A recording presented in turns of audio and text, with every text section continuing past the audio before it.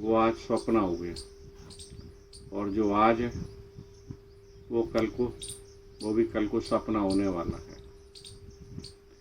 तो इस जगत में सत्य कुछ भी नहीं है। यहाँ तो केवल एक ही वस्तु सत्य है कि मनुष्य जन्म मिलता है तो तत्व ज्ञान को प्राप्त करके सदैव के लिए हम अपनी भ्रांति को मिटा लें। अगर जिसने ऐसा नहीं किया तो वो तो बारंबार दुखों को प्राप्त होता है। इस लोक में भी दुख है और परलोक में भी दुख है। इस लोक में सब किसके लिए करते हैं? इस लोक में सब किसके लिए कर रहे हैं? अपने लिए। कौन कर रहा है? अपने लिए तो कोई करता ही नहीं। अपने लिए करे ना, बात तो ये। अब देख लो आपकी भी गहराई में क्या बैठा हुआ है, बोले किसके लिए कर रहे हैं? सबसे पहले क्या निकला? अपने लिए कर रहे हैं। फिर ध्यान आया कि मैं गलत बोल गया, फिर बात आ गई। हाँ बिल्कुल, देखो अपना मान रहे हो और कर रहे हो उसी के लिए। लेकिन कर रहे हैं ठीक है, देख लिए कर रहे हैं। अगर गाड़ी है आपके पास तो गाड़ी की साफ सफाई करते हैं, उसको ढंग से रखते हैं, तो क्या बुराई है? रखने चाहिए।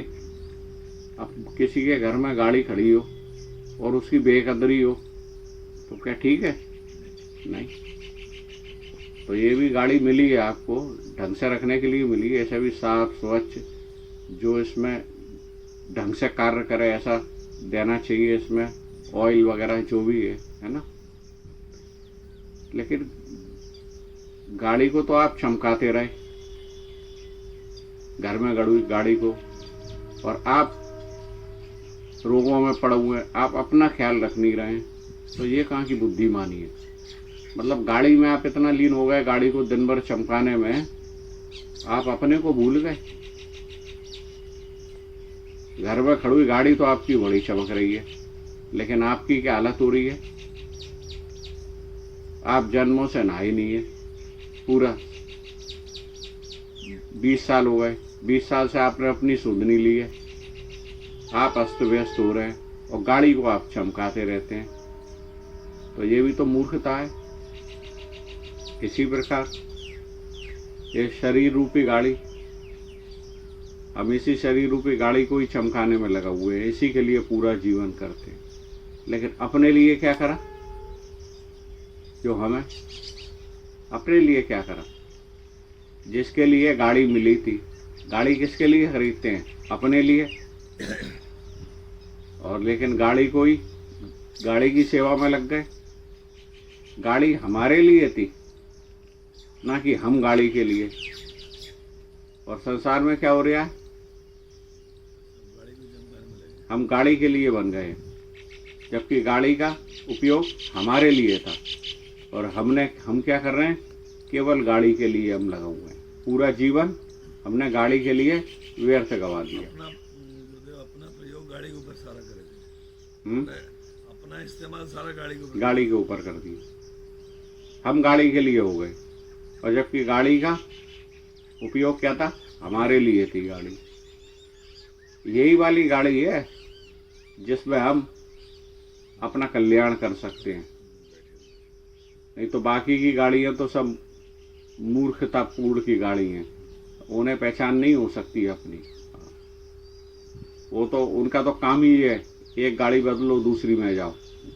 लेकिन ये गाड़ी ऐसी है, मनुष्य रूपी गाड़ी, जिसमें हम सत्य को जानकर जन्म मरण तो खैर किसी का नहीं होता है, आज तक नहीं हुआ जन्म। ये तो मूर्खता की बात है कि हमारी मृत्यु होगी। एक अज्ञानी सा बोलोगे आप, भाई बोले हम नहीं मरेंगे, तो वो आपका मजाक और उड़ाएगा। बोले तुम क्या मरो? तुम नहीं मरोगे? अमृत भी क्या है, तुम नहीं मरोगे? यही तो कहेगा ना, क्योंकि उसकी दृष्टि में शरीर की मृत्यु अपनी मृत्यु है। वो नहीं जानता कि शरीर तो शुरू से ही नाशवान है। और हमारा कभी नाश नहीं होता। वो हम है जिसका आज तक कभी नाश नहीं हुआ, वो अविनाशी हम है। तो अपने अविनाशी तत्व को सब भूले पड़े हैं और इसी विनाशवान शरीर के लिए ही सारे उपाय करते हैं। जो भी है भाई, चलो ये करके सुखी हो जाएं, ऐसा करके सुखी हो जाए। सभी बाहर से सुखी होने में लगे हुए हैं, संसार की परिस्थिति को अनुकूल बनाने में लगे हुए हैं। कैसे करके संसार की परिस्थितियाँ क्या बने, अनुकूल बने। लेकिन संसार की परिस्थिति कितना भी अनुकूल बना लो, कब तक आखिर अनुकूल रहेंगी? जब ये देह नाशवान है, बाकी के सब देह नाशवान है, तो फिर अनुकूलता कब तक टिकने वाली है? क्या ख्याल है?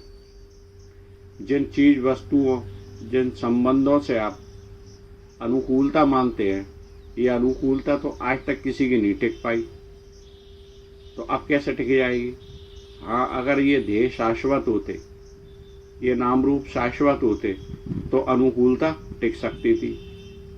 लेकिन कितना भी भौतिक सुखों से अपने को कोई सुखी मान ले, लेकिन ये जितने भी भौतिक सुख है और ये हमारे नाशवान देह, ये सब एक दिन समाप्त होने वाले हैं, क्योंकि नश्वर है।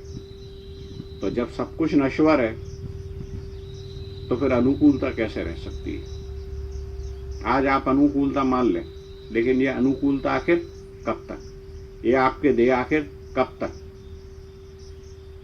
ये संसार की परिस्थितियां आखिर कब तक अनुकूल रहने वाली है? नाशवान वस्तु आखिर शाश्वत तो होगी नहीं। हाँ, अगर आप शाश्वत को आप शाश्वत मानकर और शाश्वत के लिए पुरुषार्थ करते हैं, तो शाश्वत तो कभी नाश होता नहीं है शाश्वत का। तो शाश्वत में आप अगर स्थित होते हैं, अपने वास्तविक जो आपका अपना रूप है, स्वयं का रूप है, उसमें अगर कोई स्थित होता है, तो वहाँ कभी प्रतिकूलता नहीं है, क्योंकि वे ज्यों का त्यों अनादिकाल से वो एक रस ज्यों का त्यों है। उसमें कभी परिवर्तन नहीं होता, उसका कभी नाश नहीं होता, वो तो सदा अमर तत्व है। वो सत्ता, उस सत्ता का कभी नाश नहीं होता। तो वह सत्ता सबका अपना रूप है। तो उसमें अगर कोई अपने आप में स्थित होता है, उस सत्ता में स्थित होने में क्या है? जो सबका अपना रूप हो, उसकी तरफ जो सबका अपना रूप है, उसमें स्थित होने में क्या है? उसमें स्थित होने में कहाँ पे बाधा आ रही है? बाधा ये आ रही है कि हम कहीं और स्थित हो गए हैं। हम तो देह में स्थित हो गए हैं, हम तो नाना नाम रूपों में स्थित हो गए हैं। जो हमारा अपना नहीं है, उसमें हम स्थित हो गए हैं, उसको अपना मान लिया है। संसार की परिस्थितियां, उनको सत्य मान लिया है। उन्हीं को सत्य मानकर उसी में हम खप रहे हैं।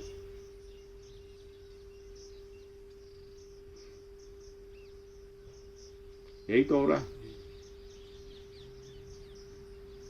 लेकिन इसके हानि क्या है? अगर हम बाहर की स्थिति में, परिस्थितियों में सत्य मानकर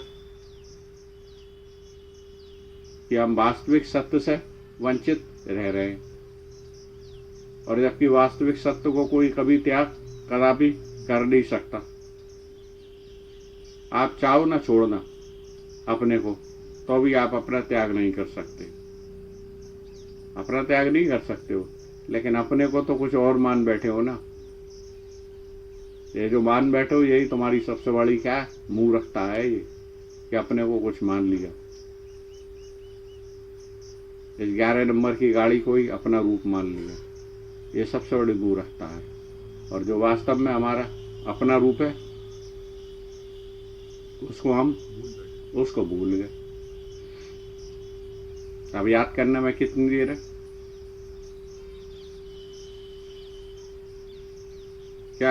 क्या बाधा आती है याद करने में? बोलो।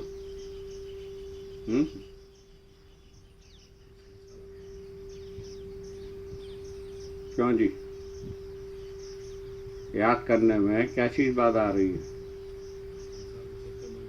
संसार को सत्य मानते हैं, वही बाधा है। संतों का संग सत्संग हो तो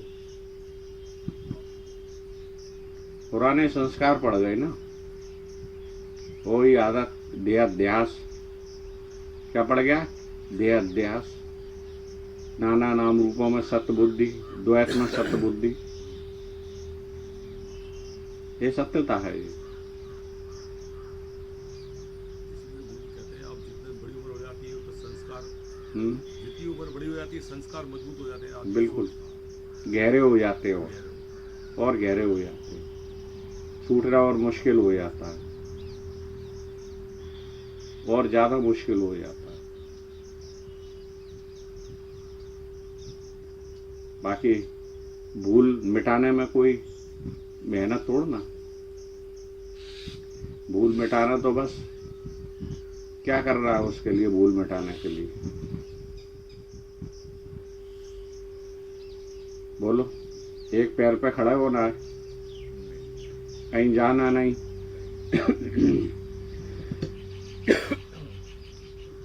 उसके लिए कहीं जाना नहीं है, उस भूल को मिटाने के लिए कहीं आना नहीं है, कुछ नहीं करना है, केवल अपना स्वीकार करना है, निश्चय करना है बस।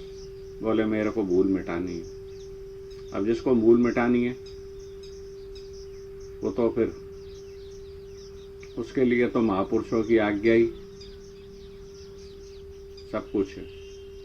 और जिसने अपनी भूल ही मिटानी है फिर उसके लिए जीवन में क्या है? अगर, मगर, लेकिन, ऐसा, वैसा, ये मजबूरी, फलाना मजबूरी, ये परिस्थिति, वो फिर संसार की, उसके जीवन में बस यही आएंगी फिर बातें। और जिसको मिटाना है फिर वो अगर, मगर, लेकिन, ये सब बातों का सहारा नहीं लेता है। वो केवल अपना कल्याण करना, केवल अपना कल्याण करना। लेकिन संसार की सत्यता बाधे आती है। अरे संसार है ही नहीं सत्य। आप जब तक मानो तब तक सत्य है, जब तक आप मानोगे तभी तक सत्य है, जब तक आपने माना है। आपके मानने भर की देर है, और इसको जब असत मान लिया तो फिर छूटने में कोई देर नहीं है। आखिर ऐसा क्यों नहीं विचार होता है? ये सब असत रूप है। देखो हम भी रहते थे, व्यवहार करते थे, व्यापार भी था, घर में भी रहते थे, लेकिन ये ख्याल आता था कि बोले अगर सत्य का अनुभव नहीं किया और उम्र निकल गई, शरीर में बुढ़ापा वगैरह आ गया, तब क्या होगा? तब आज जो इच्छा भी बनी हुई है सत्य को जानने की, तब तो उसको भी नहीं जान पाएंगे। और फिर जब लाचारी हो जाएगी, शरीर इस लायक ही नहीं रहेगा,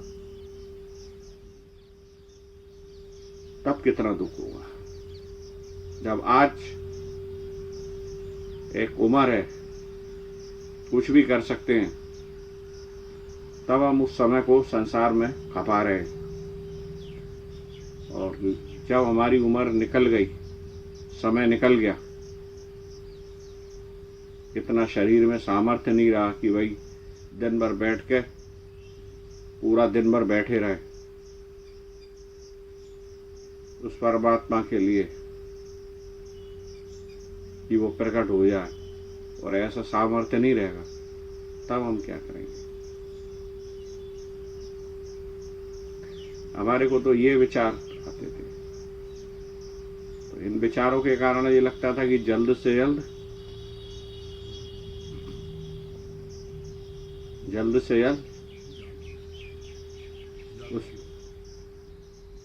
उस परम सुख को प्राप्त हो, उस परम सत्य को, जिस सुख को प्राप्त होकर कभी कोई दुख नहीं रहता, ऐसा सुख तो वास्तविक सुख है, जिस सुख में स्थित होने के बाद ये जन्म मृत्यु कदापि नहीं रहते, ऐसे सुख को प्राप्त। हमारी तो ऐसी इच्छा रहती और यही भय बना रहता था कि कब समय निकल नहीं जाए, क्योंकि पहले ही बहुत समय निकल चुका था। बीच का समय जो था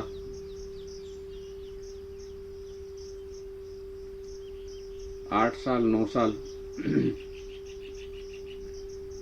व्यर्थ जा चुके थे। 2 या 4 के बाद बीच के 8 साल व्यर्थ जा चुके थे, तो यही लगता था कि समय निकल ना जाए। जिसने किया समय का सदुपयोग वो तो जन्म मरण से छूटे आते हैं, और जिसने अपने समय को संसार को सत्य मानकर संसार के पदार्थों को पाने में जो लगे रहे, एक देह को मैं मानकर इस देह के लिए सुविधाएं जुटाने में जो लगे रहे, मैं और मेरा के चक्कर में जो पड़े रहे, एक देह को मैं और बाकी मेरा, तो उन्होंने तो जो समझो अपने पैरों में खुद कुल्हाड़ी मार ली। वो तो है आत्महंता, कि अपने वास्तविक स्वरूप को ना जानकर देह को ही अपना स्वरूप माना और अपने लिए ना करके पूरे जीवन भर इस देह के लिए करते रहे। और अंत में क्या हुआ, ये देह भी एक दिन वृद्ध हो गया, अब ये शरीर भी जीर्ण शीर्ण हो गया। पूरे जीवन तो इसको संभाला, इसकी सेवा करी, इंद्रियों को ना जाने कैसे कैसे विषयों से मन को मजा दिलाया, इंद्रियों को विषयों के द्वारा मन को कैसा कैसा मजा दिलाया, और अंत में इंद्रियां भी क्या हो गई, शिथिल हो गई, इंद्रियां भी काम नहीं करने लगी, शरीर भी जीर्ण शीर्ण हो गया।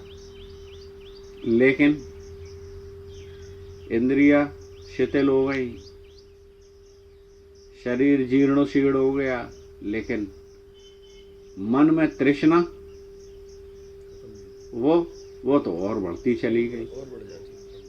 शरीर काम नहीं कर रहा है, इंद्रियां काम नहीं कर रही है, लेकिन तृष्णा और वासना बढ़ती गई। तृष्णा समाप्त नहीं हुई कि वृद्ध अवस्था में अभी आकर तृष्णा समाप्त हो जाए, वो तो और बढ़ गई। अब वो अंदर ही अंदर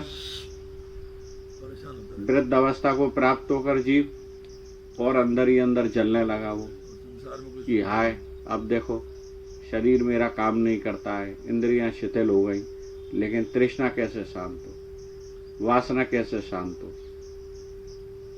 बाहर प्रकट नहीं कर रहा है, लेकिन अंदर ही अंदर घुट रहा है वो। अब कैसे बहू में कैसे अपनी इच्छाएं पूरी करूं, क्योंकि शरीर और इंद्रियां इस लायक नहीं। और शरीर की अब वृद्ध अवस्था के बाद या पहले कभी भी, ये तो नाशवान है, इसको कोई संभाल नहीं पाया आज तक, अंत में नाश हो जाता, जिसे कहते हैं मृत्यु। लेकिन वासना और तृष्णा तो शांत नहीं हुई, वासना का तो अंत नहीं हुआ, तो अपनी वासना के अनुरूप अब वो फिर बार भटक रहा है, सूक्ष्म शरीरों से, लिंग शरीर से अपनी वासना को शांत करने के लिए। अब जैसी जिसकी वासना उसी प्रकार की योनि को वो प्राप्त हो जाता है। कोई बकरे की, कोई कुकर की, कोई शूकर की, नाना प्रकार की जो योनियाँ हैं उनको ये जीव फिर प्राप्त होता है अपनी वासना के अनुसार। सूक्ष्म शरीर और लिंग शरीर का थोड़ा बताइए। सूक्ष्म शरीर वही, ये स्थूल शरीर तो जानते ही हो आप। जब ये नहीं रहता तो फिर लिंग शरीर रहता है। जैसा सूक्ष्म शरीर कहते हैं। एक ही बात है, लिंग और सूक्ष्म। हाँ, है सब भ्रांति में, सत्यता कुछ मत मानना। जिस प्रकार ये जगत भ्रांति में है, रस्सी में, रज्जू में सांप की नाई है, स्थूल शरीर दिखता है, फिर भी हम क्या कहते, शास्त्र क्या बता रहे, ये भ्रांति में है। जितना कोई दृश्य सब भ्रांति में है। तो उसी प्रकार जैसे रस्सी में सांप क्या है, भ्रांति में है, उसी प्रकार ये जगत भी सब भ्रांतियों में। उसी प्रकार सूक्ष्म शरीर, लिंग शरीर, ये भी भ्रांतियों में। अब देखो रात में आपको सपना आता हुआ, अब स्थूल शरीर तो बेड पर पड़ा हुआ है, लेकिन फिर भी आप तो जाग रहे होते हो। सूक्ष्म शरीर आपका काम कर रहा होता है, करता है या नहीं करता है? क्या क्या रात में ऑब्जर्व करता रहता है वो, कभी कुछ कभी कुछ। अब वहां कौन सा शरीर काम करता है? आप तो कुछ नहीं कर रहे थे, फिर भी वो काम कर रहा था। तो क्या है वो? सुबह जागने के बाद क्या कहते हो आप? बोले भ्रांति थी। तो इसी प्रकार ये भी क्या है? भ्रांति है। जब आप वास्तव में अपने स्वरूप में जागेंगे तब क्या दिखेगा सब आपको? बोले भ्रांतियां हैं सब। ये वास्तव में सब क्या है? भ्रांतियां हैं। लेकिन भ्रांति को भ्रांति ना जानते हैं, भ्रांति को सत्य मान लिया। अब भ्रांति को सत्य मानोगे तो फिर भ्रांतियों में ही तुम्हारा जीवन क्या होगा? खप जाएगा। और भ्रांतियों में जीवन खपेगा तो अभी भ्रांति में ही परलोक है। फिर परलोक की यात्रा भी किसमें? भ्रांतियों में। तो इसी में ये अनादिकाल से ये जीव भ्रांतिवश भटक रहा है। और भ्रांतिवश भटकते भटकते ही भ्रांतिवश ही 84 लाख योनियां बना दी गई हैं। ये भी सब भ्रांतियों में। तो केवल एक मनुष्य देह ऐसी है जिसमें ये अपनी भ्रांति को दूर कर सकता है। तो लेकिन ये मनुष्य शरीर पाकर भी भ्रांति इतनी बढ़ गई कि मनुष्य देह पाकर भी वो अपनी भ्रांति दूर नहीं करना चाहता है और अपनी भ्रांतियों को दिन रात बढ़ा रहा है। कम नहीं कर रहा है, बढ़ा रहा है। अब बढ़ाते रहो अपनी भ्रांतियों को, नतीजा क्या हुआ कि भ्रांतियां दूर नहीं होने वाली हैं। 84 लाख योनियों में फिर चलती रहेगी। एक मौका मिलता है मनुष्य शरीर पाकर, एक मौका मिलता है कि हम अपनी सदैव के लिए भ्रांति दूर कर लें। नहीं तो साहब एक दिन उठा के 4 कंधों पे वहीं पे पहुंचाएंगे शरीर को, जिसमें आज अहमता ममता है ना, जिसमें जो शीशे में देख के कहते हैं मैं कैसा लग रहा हूं, मैं ये हूं, ये सब भ्रांति है बहुत बड़ी। अंत में उस भ्रांति को नष्ट नहीं होने वाली है। जब तक भ्रांति को नहीं मिटाएंगे तो भ्रांति का नाश नहीं होने वाला। वो भ्रांति जन्म जन्मांतर तक चलती रहेगी, वो भ्रांति सदैव के लिए। अभी तो मौका है, अभी समय है। ये जन्म कितना समय है? बहुत थोड़ा सा समय है। आदि आयुष्य तो सोने में निकल गई और बाल्यावस्था मूर्खतापूर्ण निकल गई और बुढ़ापे में कुछ होगा नहीं सिवाय लाचारी के, मजबूरियों के। देख लो, नहीं तो केवल सोचते हुए रह जाते हैं, कुछ कर नहीं पाते हैं, और फिर शरीर के अंग दुखने लगेंगे तो चाहते हुए भी ध्यान कहाँ पे जाएगा? वहीं पे ही जाएगा। और ये जो अवस्था है बस बीच में, और इसमें भी कितने कितने विकार आते हैं। अब इन विकारों से भी निकलकर अपने उद्धार के लिए लगना। तो ये बुद्धिमान जो पुरुष होते हैं वो ऐसा विचार करते हैं सारे विकारों से, बोले नहीं, हमें जन्म मरण के चक्कर में नहीं पड़ना इन विकारों से मिलकर। ये तो आयुष्य को खपाने वाले हैं और जन्म मरण को देने वाले हैं। बोले हम तो अपना उद्धार करेंगे। हाँ, बोले सब तो पड़े हुए है ही अपना बेड़ा गर्क करने में, लेकिन हमें अब नहीं बनना, कुकर शुकर की योनियों में नहीं आना, नहीं तो फिर कुकर शुकर की नहीं सड़कों पे लौटते रहो। बोले हमें सब नहीं करना ये, अब नहीं बनना पक्षी, नहीं बनना कीट पतंग की योनियों में नहीं जाना। अब तो मौका है हमारे पास कि हमारे को मनुष्य जन्म है। मनुष्य जन्म तो बोले सबको है, लेकिन महापुरुषों का संग, ऐसे महापुरुष होना जो हमें आत्मज्ञान दे सकें। ये तो इस कलयुग में आत्मज्ञान कहाँ मिलता है?